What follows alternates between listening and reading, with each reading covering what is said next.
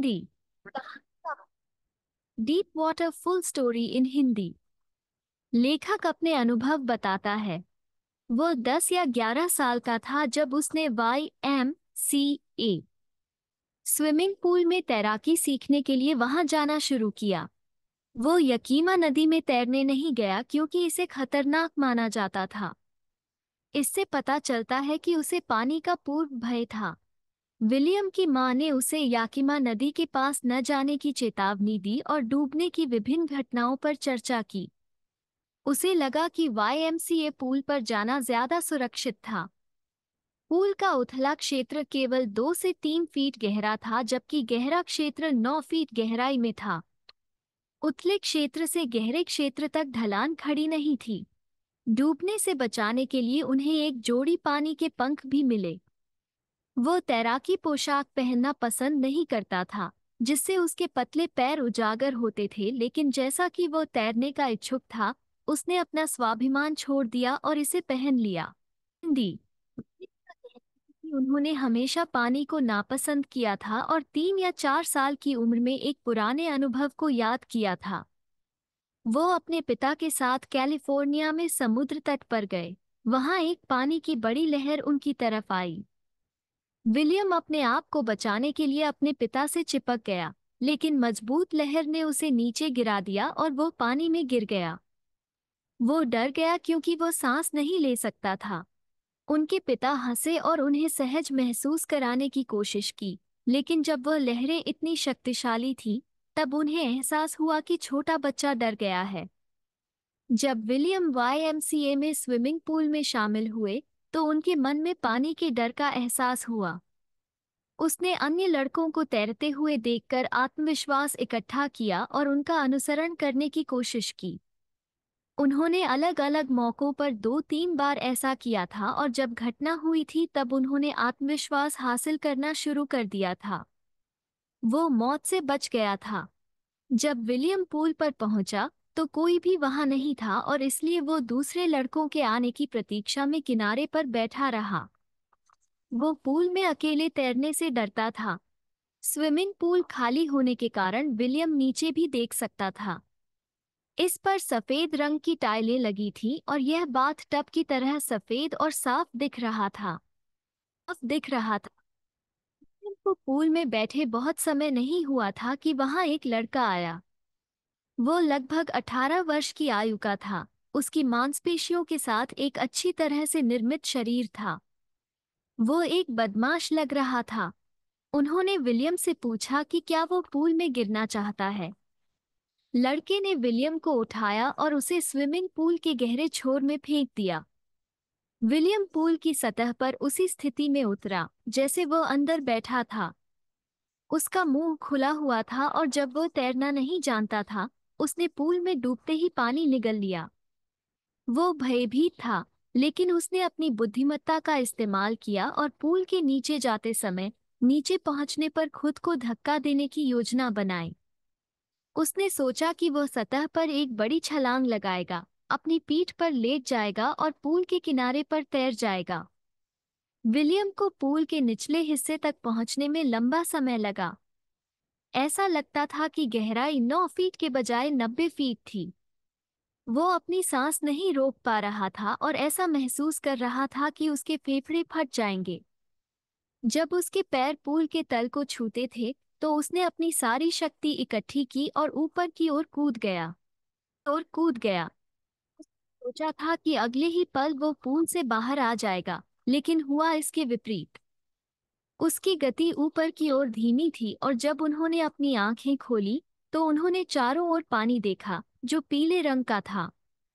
William घबरा गया और उसने कुछ हथियाने की कोशिश की, एक रस्सी जो उसे पूल के किनारे तक पहुंचने में मदद करेगी, लेकिन उसे पानी के अलावा कुछ नहीं मिला। विलियम की सांस में कमी थी और उसने मदद के लिए चीखने की कोशिश की, लेकिन उसके मुंह से कोई आवाज नहीं निकली। उसकी नाक और आंखें पानी से बाहर आ गई, लेकिन उसका मुंह उसमें बना रहा।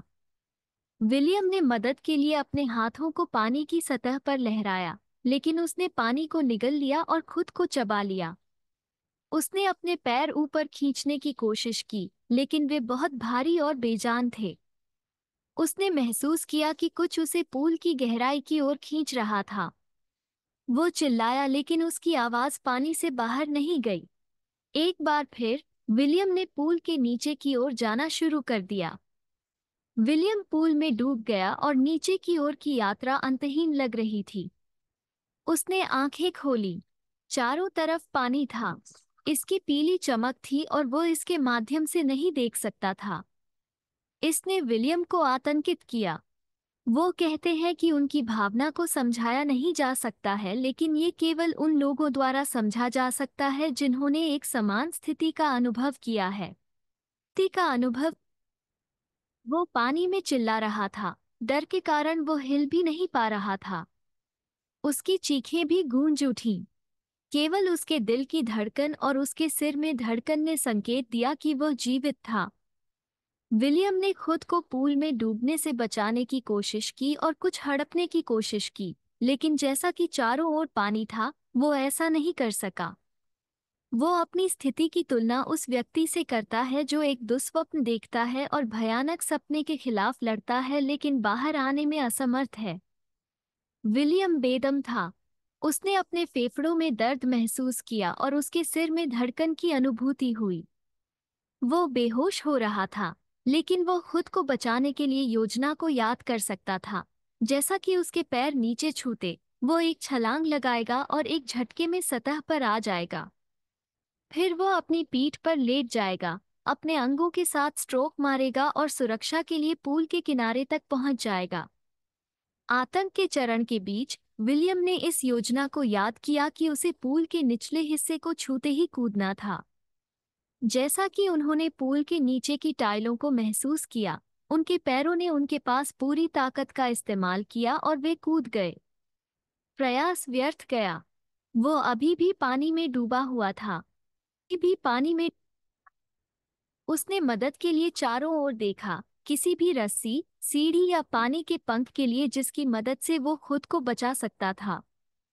वो केवल अपने चारों ओर पानी देख सकता था। यह ऐसा था जैसे पीले पानी के एक टुकड़े ने उसे पकड़ लिया था। आतंक बढ़ता गया।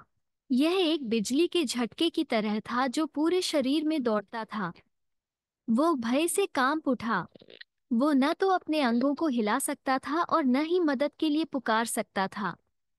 कुछ अजीब हुआ और विलियम ने प्रकाश देखा। उसकी आंखें पानी से बाहर आ गईं। उसकी नाक लगभग बाहर थी। फिर वह तीसरी बार पूल में नीचे की ओर जाने लगा। उसने सांस लेने की कोशिश की लेकिन पानी की बजाय गपशप किया। फिर से डूबने के साथ प्रकाश गायब हो गया। फिर उसने खुद को बचाने के लिए प्रयास करना बंद कर दिया। विलियम ने आराम किया। उसके पैर बेजान हो गए और उसके मस्तिष्क को एक काला सा अनुभव हुआ। भय समाप्त हो गया। वो घबराया नहीं। वो काफी शांत और अनुभवी हो गया। वो किसी और के डूबने का डर नहीं था। वो नींद महसूस करता था। कूदने के लिए थका हुआ था। उसे अपनी माँ की बाहों में ले जाने के लिए अच्छा लगा क्योंकि उसे नींद आ रही थी। मौत की ओर बढ़ते ही विलियम बेहोश हो गया। जब विलियम को होश आया तो वह अपने पेट के बल पूल के पास लेटा था और उल्टी कर रहा था। उसने किसी को उस लड़के को डांटते हुए सुना जिसने उसे पूल में धकेल दिया था। आवाज ने कहा कि विलियम लगभग मर गया था और लड़के ने जवाब दिया कि वो केवल उसके साथ मजाक कर रहा था। आवाज ने लड़के को विलियम को लॉकर रूम में ले जाने के लिए कहा। रूम में ले जाने। कई घंटों के बाद विलियम घर चला गया। वो कमजोर और कांपने लगा। बिस्तर पर लेटते ही वो रोता रहा। वो खाना नहीं खा पा रहा था। डर उसे कई दिनों तक सताता रहा। घटना ने उन्हें शारीरिक रूप से परेशान कर दिया। थोड़े से काम ने उसे महसूस करवाया कि उसके घुटने उसके वजन को सहन करने में असमर्थ थे। उसे उल्टी जैसा महसूस होता। विलियम पानी के डर से स्विमिंग पूल में नहीं गया। वो पानी से दूर रहा। कुछ वर्षों के बाद विलियम को एक झरने का पता चला और वो उसमें जाना चाहता था। जब भी वह टिएटन, बम्पिंग नदी, बकरी चट्टानों की गर्म झील जैसी विभिन्न नदियों में तैरने के लिए गया, तो पानी का डर लौट आया। यह उसे पूरी तरह से पकड़ लेता है। उसके अंगों को निष्क्रिय कर देता है और उसका दिल पकड़ लेता है। विलियम ने डर को दूर करने की कोशिश की, लेकिन इससे छुटकारा पाने में असमर्थ था।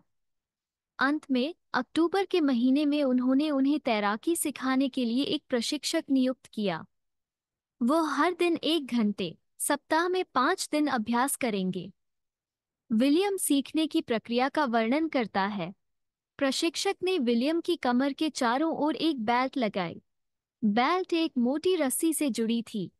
रस्सी ओवरहेड चरखी के माध्यम से जुड़ी हुई थी और प्रशिक्षक द्वारा पकड़ी हुई थी।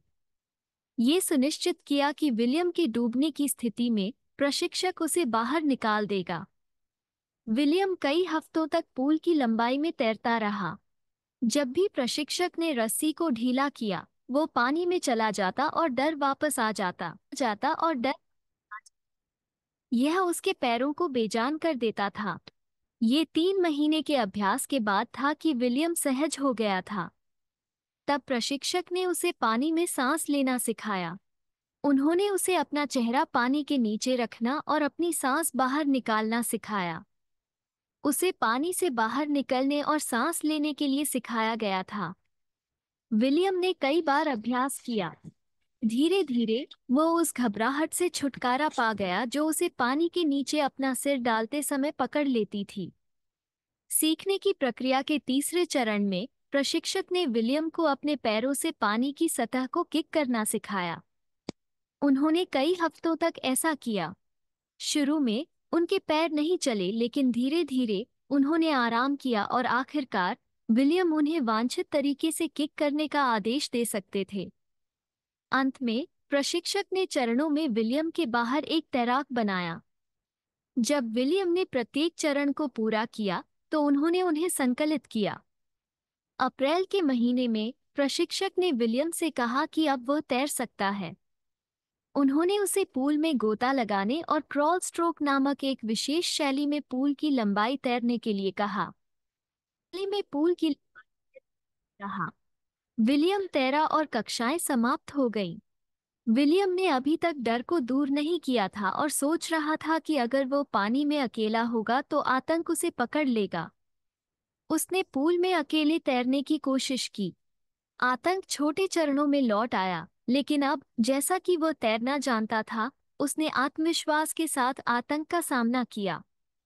उसने पूल की एक और बार तैरकर पार किया। विलियम इस तरह जुलाई के महीने तक तैरता रहा, लेकिन संतुष्ट नहीं था। वो सुनिश्चित होना चाहता था कि सभी डर उसे छोड़ गए थे। इसलिए वो न्यू हैम्पशायर के लेक वेंटवर्थ में गए। उन्होंने ट्रिक्स द्वीप से इसमें डुबकी लगाई और 2 मील तक स्टैम्पैक द्वीप तक तैर गए। वो विभिन्न शैलियों में तैरता है: crawl, breast stroke, side stroke और बैक स्ट्रोक। जब वो झील के बीच में था तभी आतंक लौट आया। जब उसने पानी के नीचे अपना सिर डाला तो उसने चारों तरफ पानी देखा और डर लौट आया। इस बार विलियम ने आतंक पर हंसा और कहा कि यह उसे नुकसान नहीं पहुंचा सकता है। उसने देखा कि आतंक गायब हो गया और उसने तैरना फिर से शुरू कर दिया। विलियम को अभी भी डर के बारे में कुछ संदेह था, इसलिए उन्होंने पश्चिमी दिशा की ओर जल्दी से तैरना शुरू किया। वो टेटन के ऊपर गया, कॉनराड घास के मैदान में पहुंचा, मीडे ग्लेशियर के लिए कॉनराड क्रीक ट्रेल तक गया। उन्होंने वॉर्म झील के किनारे घास के मैदान में डेरा डाला। अगली सुबह उन्होंने तैराकी पोशाक पहनी और झील में डुबकी लगाई। वो इसके दूसरे छोर पर तैर कर गया और ठीक वैसे ही लौटा जैसे मशहूर अमेरिकी डक कॉपोरन करते थे। विलियम खुशी से चिल्लाया क्योंकि उसने अपना डर दूर कर लिया था। उसने डर पर काबू पा लिया था। विलियम के जीवन में अनुभव का बहुत महत्व था। उन्होंने महसूस किया कि मृत्यु शांतिपूर्ण थी और केवल मृत्यु का भय था जो उन्हें भयभीत करता था। वो अमेरिका के राष्ट्रपतियों में से एक रूजवेल्ट के शब्दों को याद करता है। रूजवेल्ट ने कहा था कि हम सभी को केवल डर से डर लगता है। जैसा कि विलियम ने मृत्यु और मृत्यु के भय का अनुभव किया था, जीने की उनकी इच्छा बहुत बढ़ गई थी। वो डर से मुक्त हुआ और ट्रेल से चलने और पहाड़ों पर निडर होकर चढ़ने के लिए स्वतंत्र था।